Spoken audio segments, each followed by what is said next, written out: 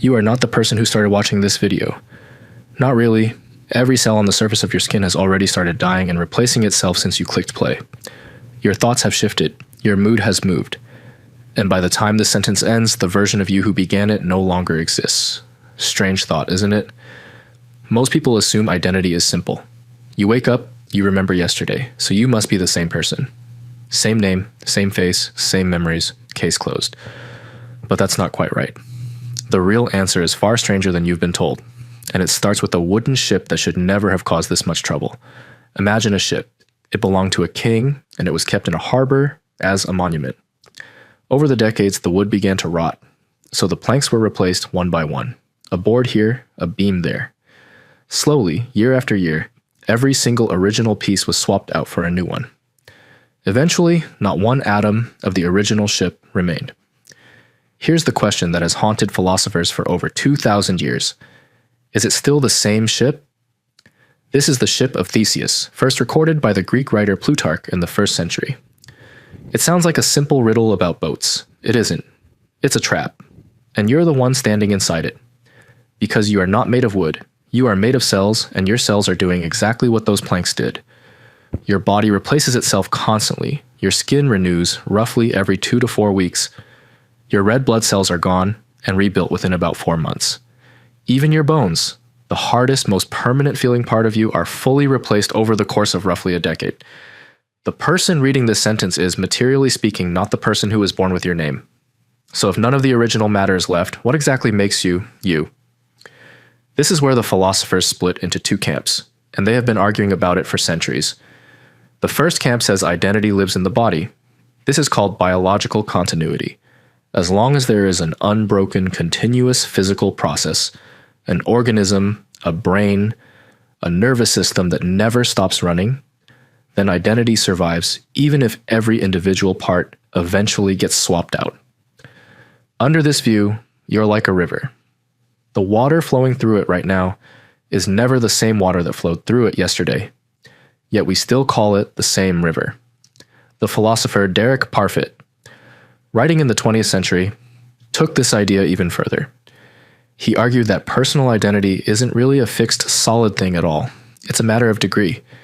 You are connected to your past self the way a rope is made of overlapping fibers, none of which run the entire length, but the rope still holds together.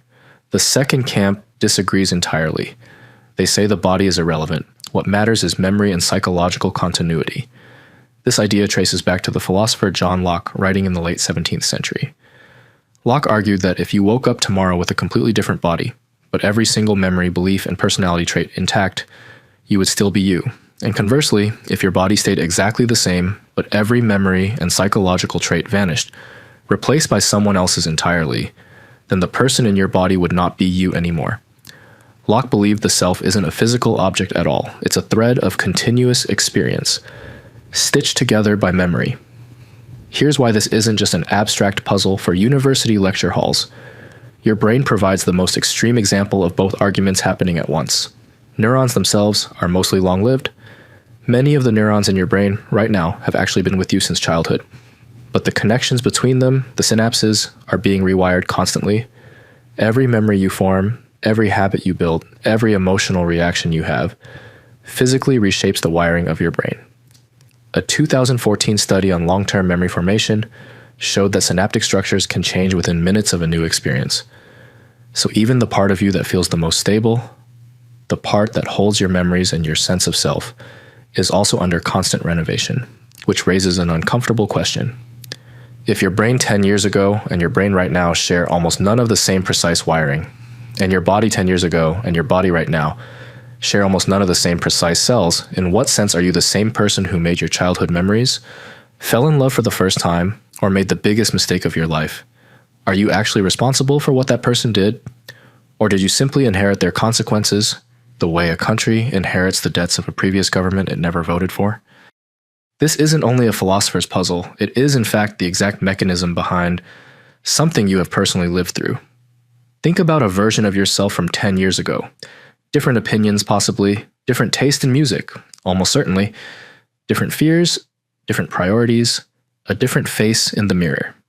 You likely don't feel a hard boundary where that old self ended and a new one began.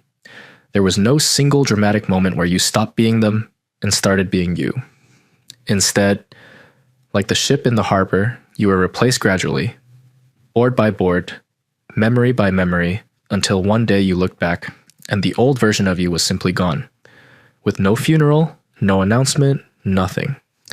This is why people often feel a strange grief for who they used to be, even when their life has objectively improved. It's also why forgiving your past self for a mistake can feel as complicated as forgiving a stranger. Some part of you intuitively understands that you are not entirely the same person who made that mistake, even though society, your relationships, and the law all insist on treating you as though you are. Modern psychology has its own version of this puzzle.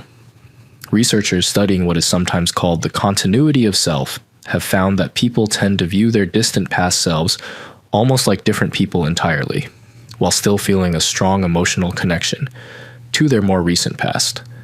In other words, your sense of identity isn't a straight line. It's more like overlapping waves, each one fading into the next. Never fully separate, never fully the same. So here's the reframe. The question was never really whether you are exactly the same person you were yesterday, because you aren't, not biologically, not psychologically, not in any strict sense the philosophers could agree on. The real question is whether sameness was ever the right standard to begin with. Maybe identity isn't a single unchanging object that either survives or doesn't. Maybe it's closer to a story, one that keeps being rewritten, one chapter overlapping the next, with enough continuity to feel coherent, even though almost nothing about it stays literally fixed. That single fact changes how identity should be understood. It means the version of you that exists right now is neither a complete stranger to your past, nor a perfect copy of it. It is something stranger and more impressive than either option. A continuously rebuilding structure that somehow manages to feel like one person. The same way a flame somehow feels like one flame, even though the fire burning in it right now is made of entirely new combustion, moment to moment, never the same twice. You are not the person who started watching this video, and in a way you never really were the same person for more than a moment at all.